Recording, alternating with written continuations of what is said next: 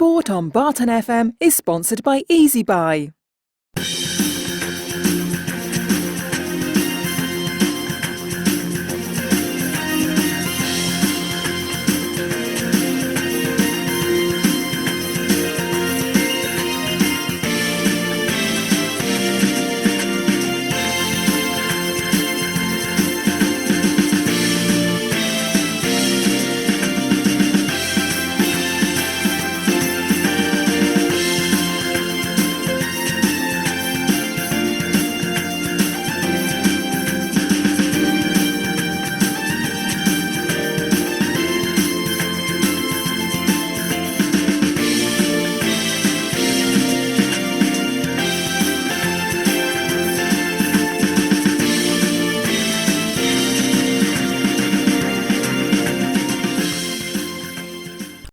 This is a football podcast featuring the North Counties East League. Welcome to the show. Coming up, we'll look back at the 2021 season and we'll have seasons past with Phil with us. But we start with Arthur Edwards telling us about the league announcement to curtail the season. The Football Association have announced that leagues in steps 3 to 6 are to be curtailed. This includes the North Counties East League. It is significant that they have said curtailed as opposed to null and void. This means that statistics and results remain intact rather than being expunged. With restructure of the leagues being looked at, it is still possible that there may be promotion to a higher league for the relevant club. Some leagues have looked at staging a cup competition in April and May, but the North Counties East League Board have decided against this due to spectators not being allowed into grounds before the 17th of May. This isn't surprising. Clubs at this level just can't make money without spectators being admitted, and their bars and catering facilities open.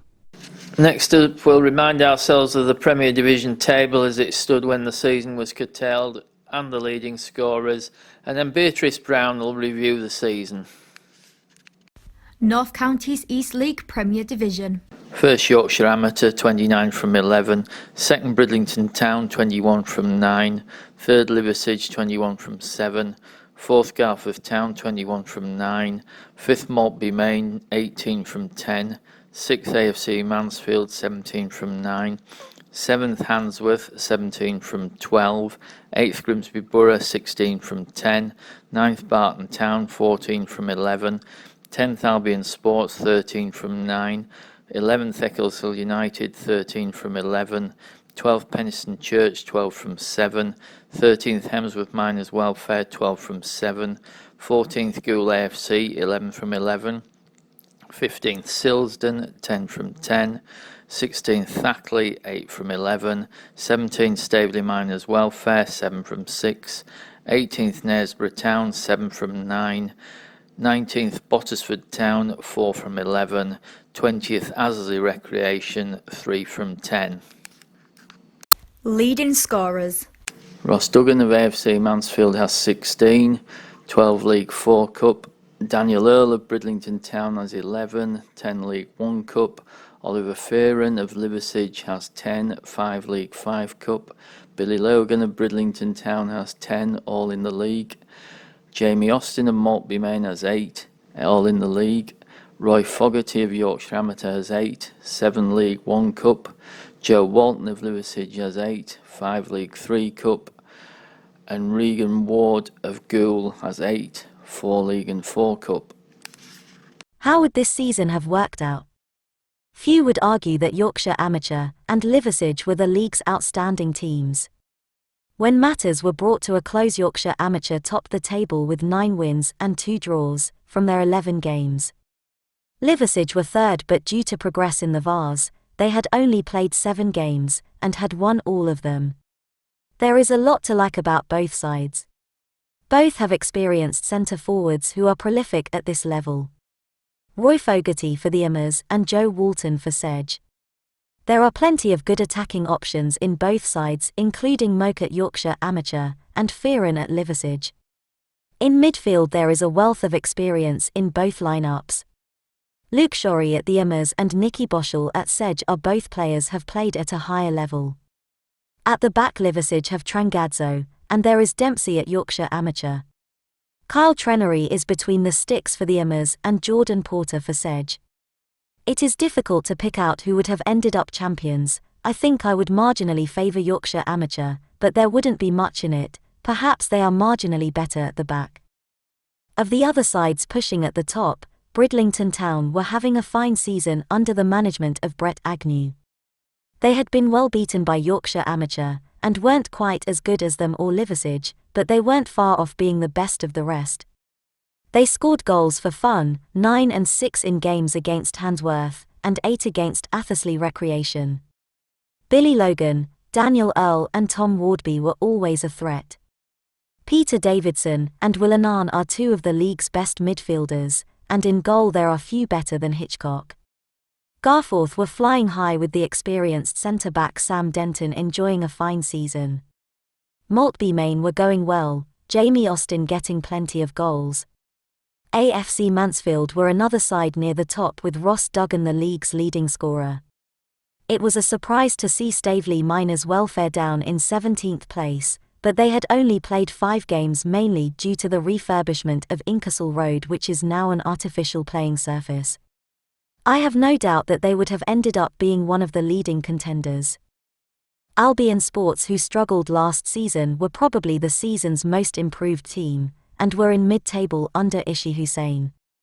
Penistone Church, leading contenders last season, had dipped in form and didn't look like challenging at the top. Grimsby Borough, Handworth and Barton Town were both doing well in the top half of the table. Athersley Recreation was struggling at the bottom with 9 defeats from their 10 games. A look at Division 1 will follow, but coming up next we've got seasons past, and then we'll have a look at Lawn League restructure with Arthur Edwards. Seasons gone by with Phil Withers. Hello. We continue our review of the history of the Northern Counties East League by looking at the NCL's 6th season, 1987-88. The league retained its 3 divisions from the previous year: Premier, Division 1 and Division 2. The Premier Division consisted of 12 of the previous season's clubs, plus promoted Grimethorpe Miners Welfare, Hallam, Harrogate Railway Athletic, Hatfield Main and Dorset Albion. Emley were the Premier Division champions on goal difference from runners-up Farsley Celtic. Dorset Albion finished bottom. However, there was no promotion or relegation at the end of the season.